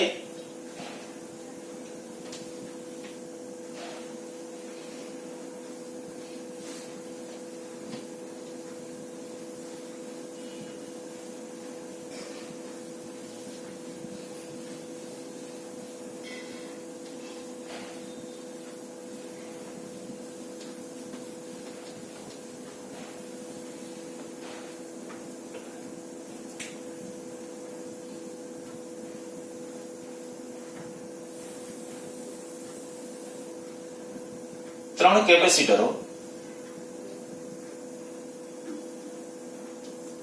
ત્રણ અથવા ચાર આપેલા, ચાર લઈ લઉં છું, ચાલો. ચાર કેપેસિટરો અને એને એક બેટરી સાથે જોડેલ છે. માની લો કે આ બેટરી છે 500 વોલ્ટ. આ દરેક કેપેસિટર આને નામ આપી દઉં છું C1, C2, C3, C4. આ બધા જ C1, C2, C3, C4 બધા 10 મીએફ ના છે. ટેક્સ્ટ બુક નું ઉદાહરણ છે, લગભગ ડેટા આ જ પ્રમાણે છે, નહીતર આ પ્રમાણે જોઈ લેજો અને આના ઉપરથી ટેક્સ્ટ બુક નું ઉદાહરણ ગણજો. પણ આ જે C1, C2, C3, C4 બધા 10 મીએફ ના છે ને આપણે એમાં કેટલું પૂછ્યું છે તો કે દરેક કેપેસિટરમાં સંગ્રહિત વિદ્યુત ભાર ગણો અને કુલ કેપેસિટન્સ, આનું કુલ કેપેસિટન્સ. મેં કીધું શ્રેણી સમાંતર માટે પહેલા તમને તરત ખબર પડી જવી જોઈએ. એકાદ રૂલ્સ હું અહીંયા તમને કહું છું. નેક્સ્ટ બાકી મેં કીધું કે આખું લેક્ચર પછી તમને લઈશ કે ભાઈ શ્રેણી સમાંતરમાં અતિ કોમ્પ્લેક્સ પરિપથો હોય તેની સોલ્વ કરવાની જે કેટલીક ટ્રીકો છે એ સમજશું. અચ્છા, આના બે છેડા વચ્ચે બેટરી છે. માની લ્યો કે અહીંથી વિદ્યુત ભાર નીકળે. એક ખાસ અહીં એક સ્ટેટમેન્ટ બોલી જાઉં છું. કેપેસિટરમાંથી સ્થાયી સ્થિતિમાં કોઈ જ પ્રવાહ વહેતો નથી. સ્થાયી સ્થિતિ એટલે કઈ તો કે કેપેસિટર જ્યારે ખરેખર છે ને આપણે પછી જ્યારે હું આની પહેલાની જ્યારે સ્થાયી સ્થિતિ પહેલાની અવસ્થા ભણાવીશ ને ત્યારે તમને એક આવું કહીશ કે ભાઈ કેપેસિટરને ખાલી ચાર્જ થવા માટે 1 મિલિસેકન્ડનો સમય ન લાગે. 1 મિલિસેકન્ડ જેટલો સમય થાય ને ત્યાં કેપેસિટર ચાર્જ થઈ ગયું હોય. ત્યાર પછીની જે અવસ્થા છે ને એને સ્થાયી સ્થિતિ કહેવાય. ચાર્જ થઈ જાય પછી પ્રવાહ ન રહે. જ્યાં સુધી ચાર્જ ન થયો હોય ને ત્યાં સુધી આમ ઇલેક્ટ્રોન આમ જતા હોય, ઇલેક્ટ્રોનની ગતિ થતી હોય, ઇલેક્ટ્રોનની ગતિ થાય એટલે પ્રવાહ રચાય એમ કહેવાય. પણ સ્થાયી સ્થિતિમાં એટલે કેપેસિટર સંપૂર્ણ જ્યારે ચાર્જ થઈ ગયા પછી આમાંથી કોઈ પ્રવાહ પસાર ન થાય ત્યારે શું કન્ડિશન હશે તો હું એમ કહીશ. અને હા, એક જે સ્ટેટમેન્ટ હું કહું છું કે ભાઈ કેપેસિટરમાંથી સ્થાયી સ્થિતિમાં કોઈ જ પ્રવાહ વહેતો નથી એટલે આમાંથી કેપેસિટર એકેય કેપેસિટરમાં પ્રવાહ નહીં વહેતો હોય એટલે વિદ્યુત ભાર માટે વિચારજો. અને હું ક્યારેક કદાચ બોલું તો સમજાવવા માટે માની લો કે અત્યારે તમને કહું કે અહીંથી પ્રવાહ નીકળ્યો એવું માની લો તો અહીંથી પ્રવાહના કેટલા ફાટા પડે છે? 2 ફાટા પડે છે. તો કંઈક આમ અને કંઈક આ બાજુ એવું માની લ્યો. ધારો બાકી મેં કીધું રિયલમાં શક્ય નથી હો. અને ત્યાર પછી આમ જ વિચારો, ચાલો અહીંથી વિદ્યુત ભાર આવ્યો, એ વિદ્યુત ભારમાંથી કંઈક વિદ્યુત ભાર આમાં જશે, કંઈક આમાં જશે, કારણ કે પેરેલલ છે. હવે જ્યારે આપણે કીધું અહીંથી જ્યારે આમ ગયા અને અહીંથી જ્યારે કનેક્શન છે ત્યારે 2 પાર્ટ પડે છે. ઈ 2 પાર્ટ અહીંયા ભેગા થાય છે. આપણે આમ જવાનું છે, ધ્યાન રાખજો. સ્ટાર્ટિંગ પોઈન્ટ આ છે ને આપણું એન્ડિંગ પોઈન્ટ આ છે. તો જ્યારે અહીંથી વિદ્યુત ભાર નીકળ્યો એ વિદ્યુત ભાર છેલ્લે પાછો અહીંથી આમ કલેક્ટ થવાનો. તો જ્યાંથી બ્રાન્ચ પડે અને જ્યાં બ્રાન્ચ પાછી ભેગી થાય ને એ ભુજાઓ હંમેશા સમાંતરમાં સમજવી. તો અહીંયા આપણા માટે શું થયું તો કે એક બ્રાન્ચ જે આ આવી અને બીજી બ્રાન્ચ અહીંથી આખી આમ થઈ અને આ બે, તો આ કેપેસિટર C4 એ C1, C2 અને C3 એની સાથે કેવું સમજવાનું? સમાંતરમાં. ઉતાવળમાં આવા નિર્ણયમાં નહીં આવી જતા કે આને આ બે સમાંતરમાં છે, આને આ બે સમાંતરમાં છે. એ ખોટું છે. કેટલાક વિદ્યાર્થીઓ ડાયરેક્ટલી એવું માની લે કે ભાઈ આ પેરેલલ સમાંતર તો આ કહેવાય, આને આ. અહીંયા ધ્યાન રાખજો, પરિપથોનું શ્રેણી સમાંતર છે, નહીં કે આપણે જેને પેરેલલ ને લંબ ને જે કઈ એવું કોઈ નથી. તો આપણે શું વિચારશું તો કે તમારે આ જોવાનું પહેલો રૂલ્સ આપણો આ જે પરિપથના વિશ્લેષણ માટે ક્યાંથી બ્રાન્ચ પડે છે, જે બ્રાન્ચ પડે ને બ્રાન્ચ ક્યાં ભેગી થાય છે, એ જે બ્રાન્ચો અથવા ભુજાઓ કહીએ તો એ ભુજાઓ એકબીજાને પેરેલલમાં ગણવી. પણ એક જ ભુજામાં જેટલા એક જ લાઈનમાં બધા આવી જાય ને એ બધા શ્રેણીમાં ગણવા. તો જો હું એમ કહીશ કે આની અંદર અહીંથી આમ જાવ, અહીંથી આમ જાવ, આ બધા એક જ લાઈન ની અંદર છે. આ બધા ત્રણે ત્રણ કેવા જોડાણમાં? શ્રેણી જોડાણ. આ ત્રણેય શ્રેણી જોડાણ અને એની સાથે આનું સમાંતર જોડાણ છે. હવે જો આ ત્રણેય શ્રેણીમાં છે એની સાથે આ સમાંતરમાં છે અને 500 વોલ્ટની બેટરી સાથે જોડેલ છે, તો પહેલા તો મારે કામ કરવું છે કે આનું સમતુલ્ય કેપેસિટન્સ નક્કી કરવું છે. જો સમતુલ્ય કેપેસિટન્સ નક્કી કરવું હોય તો સમતુલ્ય કેપેસિટન્સ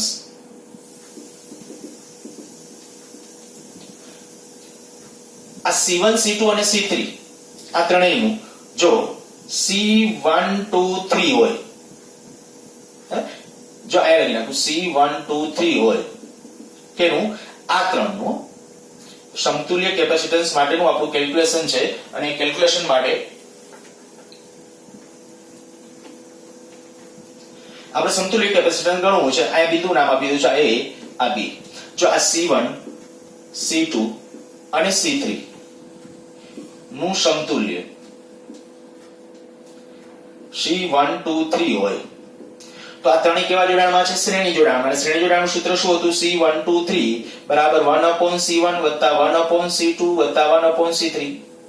હવે આ બધા C1 C2 C3 10 10 જ છે તો હું અહીંયા આમ લખી નાખું ડાયરેક્ટલી 10 1/10 વત્તા 1/10 વત્તા 1/10 તો 3/10 અને એને ઉલટાવી નાખશું તો C1 2 3 બરાબર 10/3 માઇક્રો ફેરેડ. કારણ કે આ ખબર છે બધા માઇક્રોમાં છે, 10 માઇક્રો ફેરેડ મેં આપેલા છે. અચ્છા, એ જે C13 મળ્યું અને C4 એ બે કેવા જોડાણમાં? સમાંતરમાં. જો એ સમાંતર જોડાણમાં છે તો આપણે કહીએ કે પરિપથનું સમતુલ્ય કેપેસિટન્સ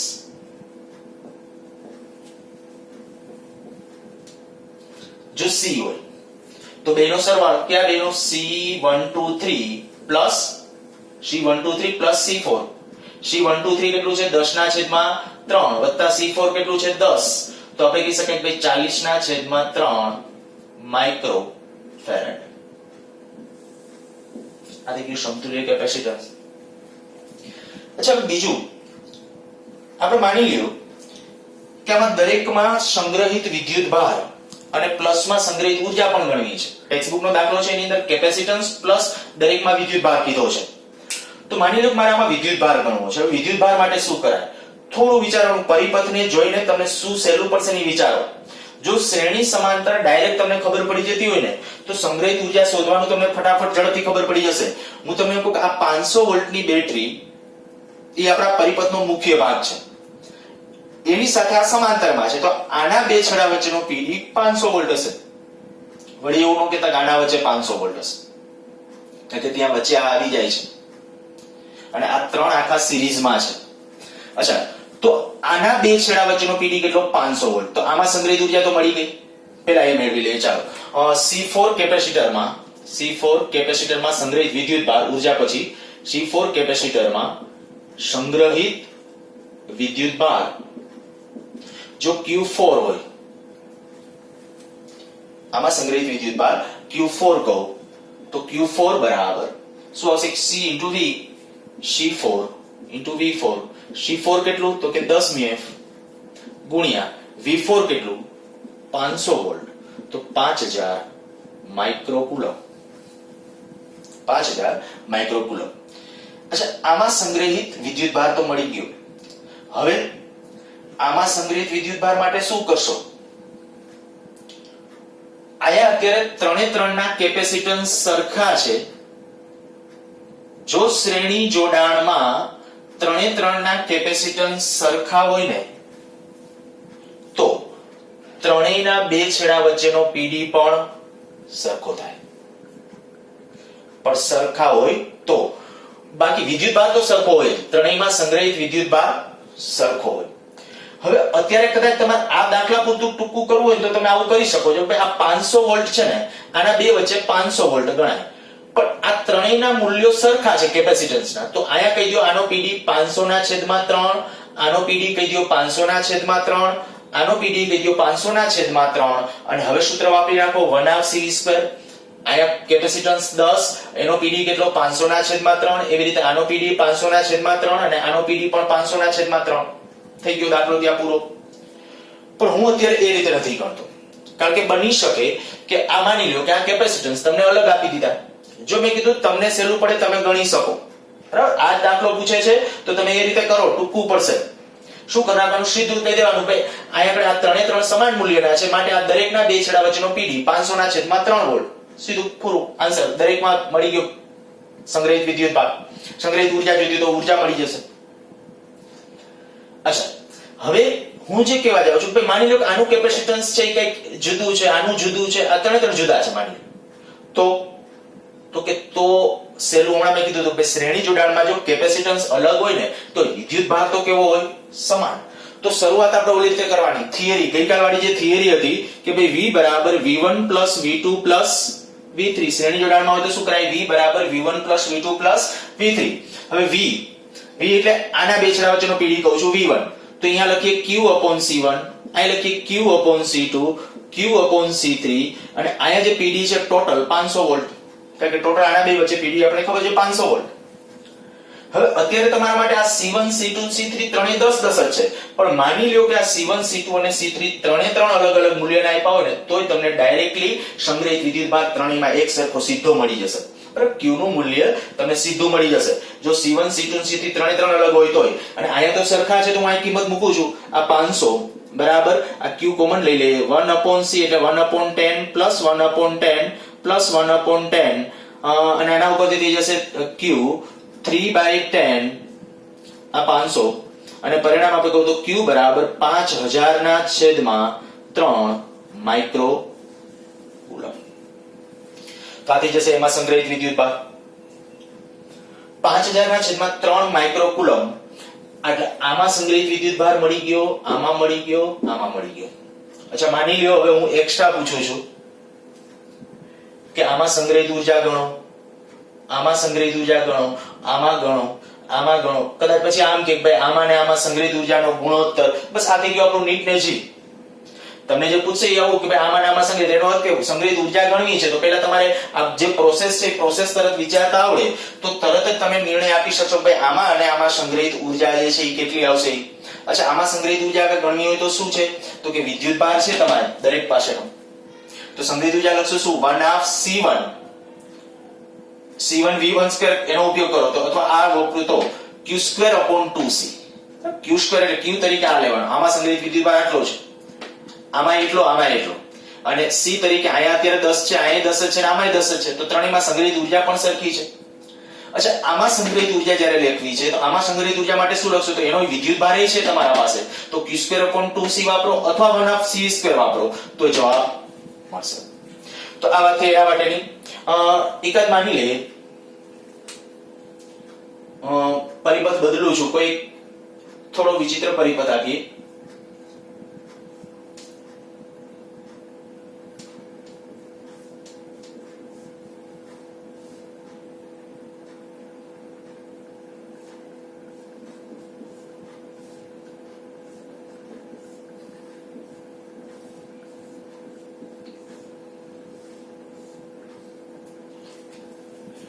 માની લો કે આના કેપેસિટન્સ તમને આપી દઉં છું એ પ્રમાણે 4 μF 2 μF 3 μF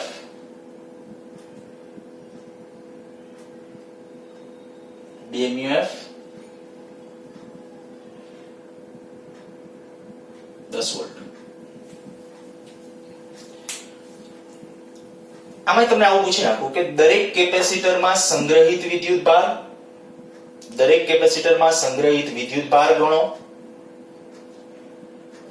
દરેક કેપેસિટરમાં સંગ્રહિત ઊર્જા ગણો, પછી કોઈ પણનો ગુણોત્તર કે એવું કંઈ પણ પૂછી શકે. એકવાર સ્ક્રીન પોઝ કરીને તમારી રીતે ટ્રાય કરો, જો શું થાય.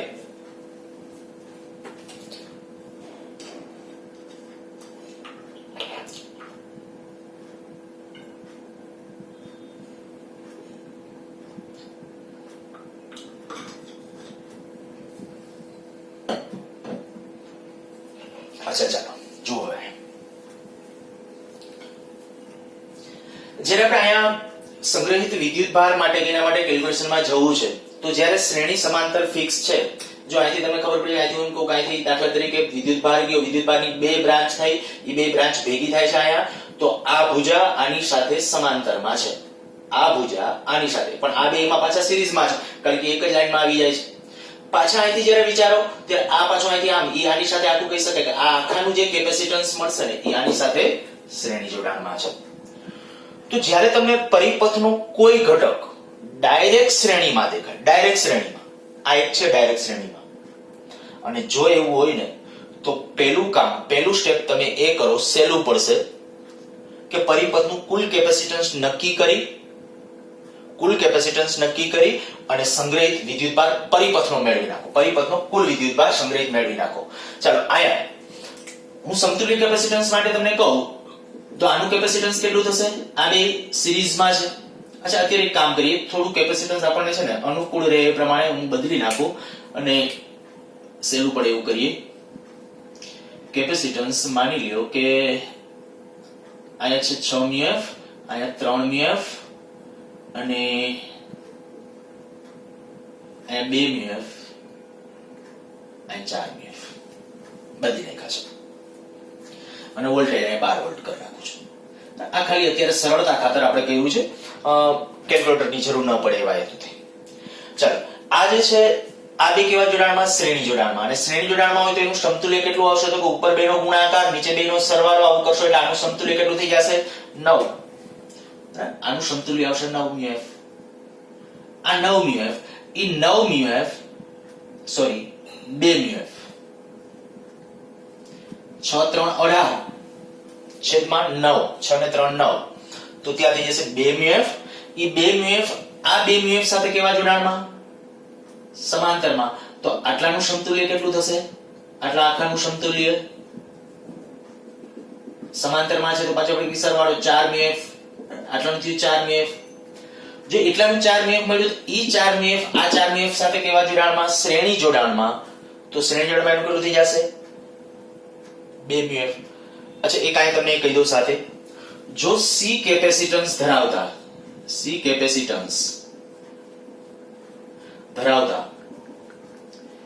n કેપેસિટરો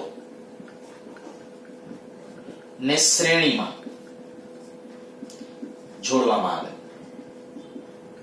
તો સમતુલ્ય C ડેશ બરાબર C ઇક્વિવેલન્ટ બરાબર C બાય n અને સમાંતરમાં જોડવામાં આવે તો C ડબલ ડેશ કહી દઉં છું NC થશે. સમજાવવા જેવો પોઈન્ટ નથી, એકદમ સિમ્પલ સમજી શકો. કારણ કે આપણું સૂત્ર શ્રેણી જોડાણમાં શું છે? 1/c બરાબર 1/c1 વત્તા 1/c2 વત્તા 1/c ને બધા c સરખા લઈ લ્યો તો ઇક્વિવેલન્ટ ને C ડેશ કહું તો C બાય n આવી જશે. ટૂંકમાં જેટલા સમાન મૂલ્યના કેપેસિટર હોય ને એટલામાં ભાગવું. અને સમાંતરમાં હોય તો સમાંતરમાં શું લખશો? n into c. બરાબર, તો આ થઈ ગયું આપણા માટે જેટલા કેપેસિટર હોય છે એ કેપેસિટર ગુણ્યા, કારણ કે સરવાળો થાય, સમાંતરમાં સીધો સરવાળો, n કેપેસિટર હોય તો nc. ખાસ ધ્યાનમાં રાખવા જેવો પોઈન્ટ કે આના ઉપરથી એકવાર ગુણોત્તરે પૂછ્યો તો કે c કેપેસિટન્સ ધરાવતા n કેપેસિટરોની મદદથી મળતા મહત્તમ કેપેસિટન્સ અને ન્યૂનતમ કેપેસિટન્સનો ગુણોત્તર કેટલો? તો આમાં મહત્તમ કયું? આથી વધુ ન મળે ગમે એવા જોડાણ કરો તો. પણ સમાંતર જોડાણમાં મેક્સિમમ હોય અને શ્રેણી જોડાણમાં મિનિમમ હશે. તો ત્યારે આપણે કહી શકાય કે ભાઈ આ મહત્તમ અને મિનિમમ નો ગુણોત્તર, તો આના છેદમાં આ લખો જો n² આવશે, મહત્તમના છેદમાં મિનિમમ. એટલે હું આ કદાચ એમ કહી દઉં કે શ્રેણી સમાંતર માટે જો C મેક્સિમમ, n કેપેસિટર અને C મિનિમમ, એનો જો આપણે ગુણોત્તર જોઈતો હોય તો કેટલો આવશે? n². બરાબર, પણ આ ધ્યાન રાખજો, આ C મેક્સિમમ હશે અને આ C કેવો હશે? C minimum. ખાસ MCQ માટે નોટ કરી લેજો. અચ્છા, આપણે ટોપિક ઉપર હું આજે જે તમને કહેતો હતો કે ભાઈ આનું સમતુલ્ય એવું 4 મ્યુએફ, આ 4 મ્યુએફ સાથે કેવા જોડાણમાં? શ્રેણી જોડાણમાં. શ્રેણી જોડાણમાં સરખા મૂલ્યના હોય, કેટલા છે? 2. તો 4 ભાગ્યા 2 કરી નાખો એટલે સમતુલ્ય કેટલું આવી જશે? 2 મ્યુએફ. ઓકે, તો એનું કેપેસિટન્સ આવી ગયું તમારા પાસે 2 મ્યુએફ. અચ્છા, આ ન લખ્યું હોય તો લખી નાખજો, પૂછી નાખું છું.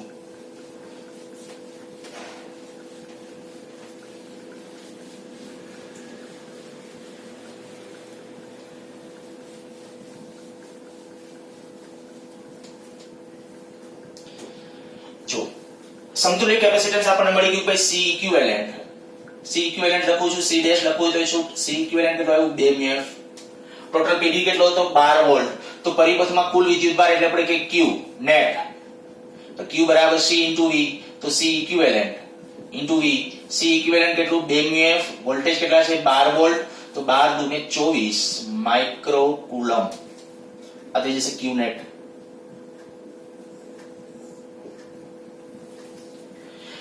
હવે જેટલો ક્યુ નેટ આવી જાય ને એટલે દરેક વખતે તમારે શું કરી નાખવાનું, જે ડાયરેક્ટ શ્રેણીમાં હોય ને એમાં એટલો કહી દેવાનો. તો હું આને દાખલા તરીકે આ કેપેસિટરને બધા નામ આપી દો. આને C1 કહું, આને C2, C3, આ C4. તો C4 કેપેસિટર માં વિદ્યુત ભાર Q4 લઈએ તો Q4 બરાબર C4 સોરી ડાયરેક્ટ આપણે લખવાનો છે સીધો જ 24 માઇક્રોકુલમ, કારણ કે ડાયરેક્ટ સિરીઝમાં છે. અચ્છા, હવે આનો વિદ્યુત ભાર મળી ગયો ને તો બીજો રસ્તો એક પીડી માટે મેં તમને કીધું તું ટૂંકો રસ્તો જો વિચારો ઓકે, ન કરવો તો એક બીજો રસ્તો તમને હજી એમાં કહું કે માની લો એના બે છેડા વચ્ચેનો પીડી મેળવી નાખો.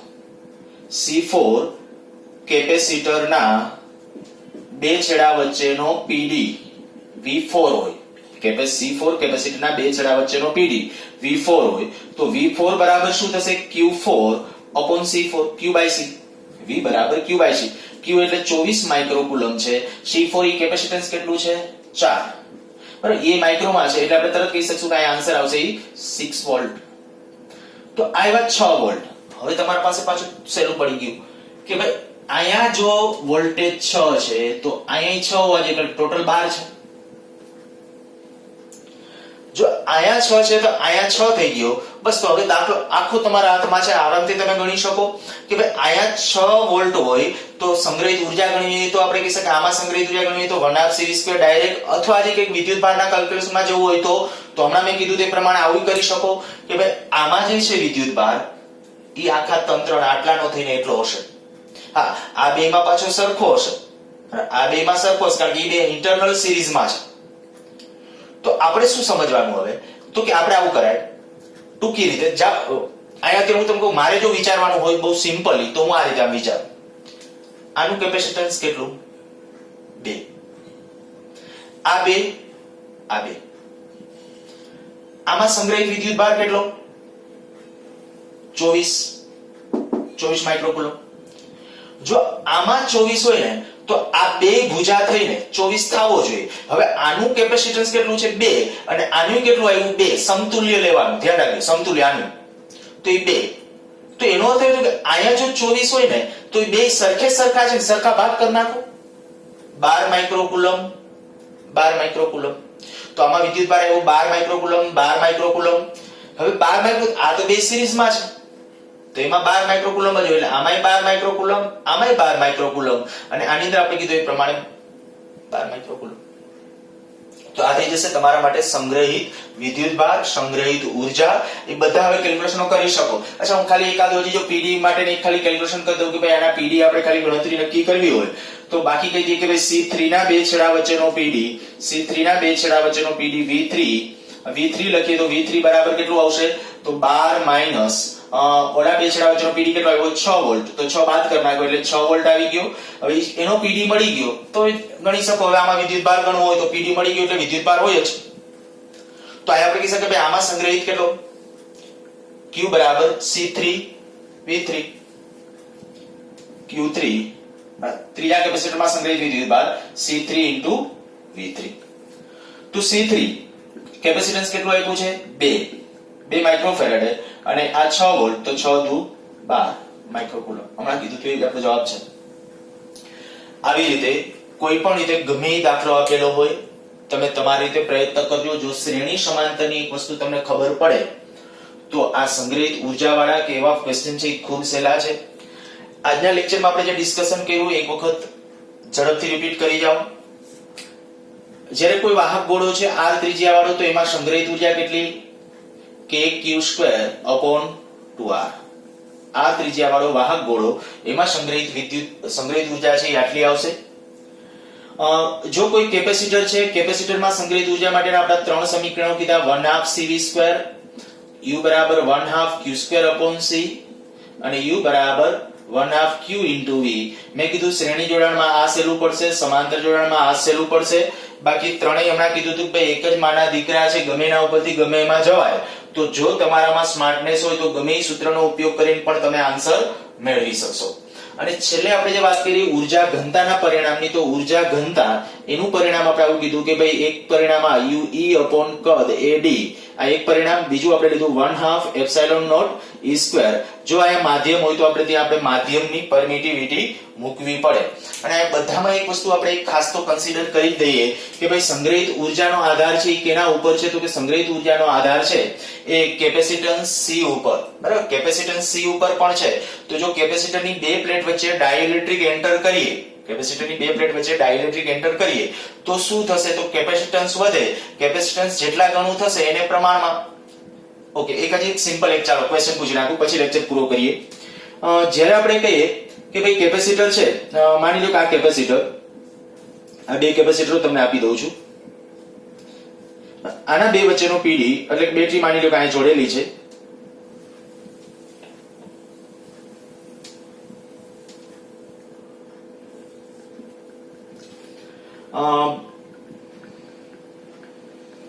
બેટરી લઈ લઈએ 10 વોલ્ટ. અહીં કેપેસિટન્સ કહી દઉં 2 માઇક્રોફેરાડ અને આનું કેપેસિટન્સ લઈ લો 4 માઇક્રોફેરાડ અને સાથે હજી એક કેપેસિટર જોડી દઉં. માની લો કે અહીં હજી એક કેપેસિટર છે અને એનું કેપેસિટન્સ છે 2 μF,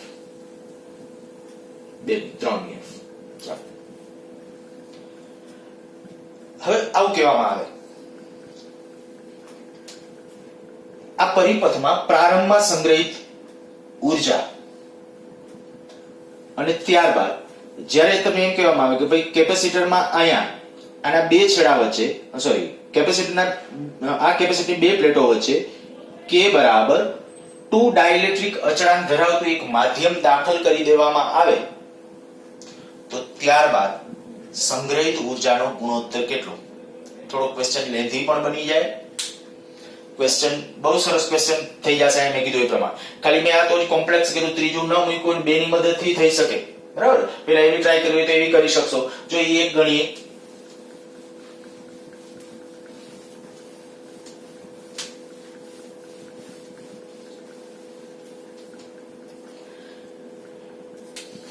આપણો આ જે પરિપથ છે પરિપથની અંદર હું એમ કહું પહેલા જ્યારે ડાઇલેક્ટ્રિક નહોતું ત્યારે અહીંયા 4 μF કેપેસિટન્સ હતું. આ કેટલું હતું? 2 μF. તો 4 ને 2 સમાંતરમાં છે એટલે 6. બરાબર, સરવાળો થશે એટલે એટલું 6 સાથે 3 કેવા જોડાણમાં? શ્રેણીમાં. તો 6 સાથે 3 શ્રેણીમાં તો 6 3 18 છેદમાં 6 ને 3 9 એટલે 2 μF થઈ જશે. તો સમતુલ્ય જો 2 μF એટલે C ઇક્વિવેલેન્ટ પ્રારંભમાં આ ઇનિશિયલ પ્રારંભમાં તો C ઇક્વિવેલેન્ટ કેટલું આવ્યું? 2 μF. જો આ 2 μF છે તો પ્રારંભમાં સંગ્રહિત ઉર્જા હું U1 કહું તો 1/2 C ઇક્વિવેલેન્ટ V². તો 1/2 C ઇક્વિવેલેન્ટ તરીકે 2 V તરીકે કેટલું છે? તો કે 10 એનો સ્ક્વેર. આ ઉર્જા U1. Okay, next. જો બીજી કન્ડિશન વખતે તમે કેપેસિટન્સ જ નક્કી કરી નાખો ને તો કેપેસિટર કારણ કે PD તો 10 ના 10 જ છે. આટલા આના બે છેડા વચ્ચે જો ખાલી નવું કેપેસિટન્સ નક્કી કરી નાખો તોય તમારો આન્સર છે. તો આપણે આવું કરીએ કે ભાઈ આ જે છે જ્યારે K બરાબર 2 ડાઇલેક્ટ્રિક અચળાંક આની અંદર ઉમેરવામાં આવે તો એનું નવું કેપેસિટન્સ કેટલું થશે? તો કે K ગણું. યાદ છે તમને પરિણામ કે ભાઈ C જ્યારે ડાઇલેક્ટ્રિક ની હાજરી હોય ત્યારે કેપેસિટન્સ થાય કેટલા ગણું? K ગણું. તો આ જે K ગણું એટલે મીન્સ કે આ કેપેસિટન્સ કેટલું થઈ ગયું? 8. હવે જો આ 8 છે, આ કેટલું? 2. 8 ને 2 10 સમાંતરમાં છે. તો આ 10 થઈ ગયું. 10 છે 3 સાથે શ્રેણીમાં. તો નવું ઇક્વિવેલેન્ટ જો મારે લખવું હોય C ઇક્વિવેલેન્ટ ડેશ કહું તો કેટલું આવશે? 10 ગુણ્યા 3 છેદમાં 10 વત્તા 3 તો થશે કેટલું? 30 ના છેદમાં 13 માઇક્રોફેરાડ. આ C ઇક્વિવેલેન્ટ ડેશ. હવે આમાં નવી સંગ્રહિત ઉર્જા જો તમારે ગણવી હોય તો 1/2 C ને બદલે તમે લખી શકો 30 ના છેદમાં 13 અને PD તરીકે પાછો 10 નો સ્ક્વેર. જો ગુણોત્તર જ પૂછ્યો છે તો સાદરૂપ આપવાની જરૂર નથી, સીધું આના છેદમાં આ લખો એટલે સંગ્રહિત ઉર્જાનો ગુણોત્તર મળશે. સારું, આવા પ્રકારના કોઈ પણ ક્વેશ્ચન તૈયાર કરી શકાય. હું એકાદ ક્વેશ્ચન છે તમને પ્રેક્ટિસ માટે આપું છું, ટ્રાય કરજો બધા.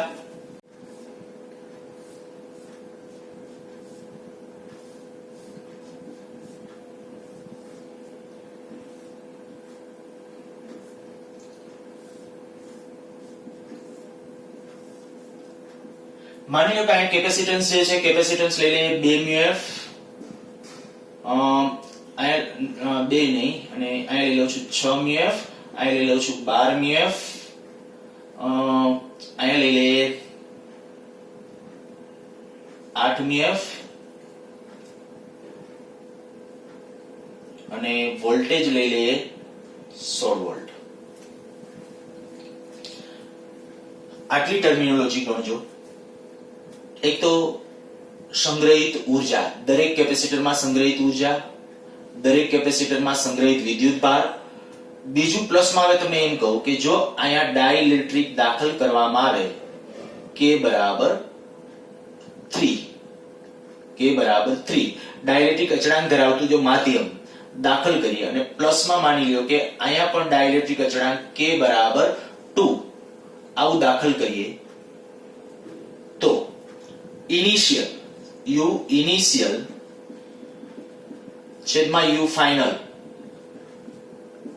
એ કેટલું મળે. મુખ્ય આપણો આન્સર છે એ આ જોઈએ છે. જરૂર તમારી રીતે પ્રયત્ન કરજો અને કમેન્ટ બોક્સમાં એક છે એ આનો આન્સરનો માત્ર ઉલ્લેખ કરજો કે ભાઈ આ ઉર્જા છે એ કેટલી આપણને મળે. મેં કીધું U ઇનિશિયલ અને U ફાઇનલ, બરાબર. U ઇનિશિયલ એટલે કઈ તો ડાઇલેક્ટ્રિક દાખલ કર્યા પહેલા, અને U ફાઇનલ એટલે કઈ તો કે આ ડાઇલેક્ટ્રિક અંદર દાખલ કરી દીધા બે પ્લેટ વચ્ચે ત્યારબાદ સંગ્રહિત ઉર્જાનો ગુણોત્તર. સારું, બાકી હવે આવતા લેક્ચરમાં